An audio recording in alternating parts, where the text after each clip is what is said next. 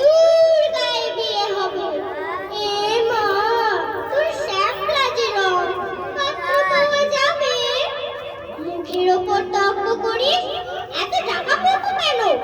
মেয়ের তো নাচ একেবারে ধানের লঙ্কারটাই যেন। এসব কথা আমরা মেয়েরা প্রায় সকলেই শুনে থাকি, কেউ বা কম, কেউ বা বেশি, কেউ বা একটা হাতে গুলি।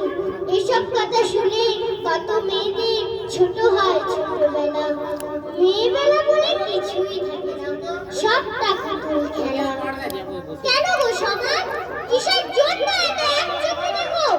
নারীরও সরল ছেলেমেয়েরা থাকে, সেসব হিসেব রাখো।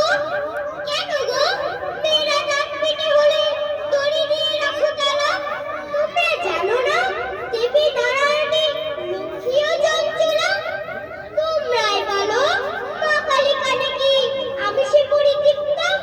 তবে আমি কেন সব খাওয়া শিখি, ডাল ভাত থেকে শুক্তা? কেন পারবো না, কেন পারবো না?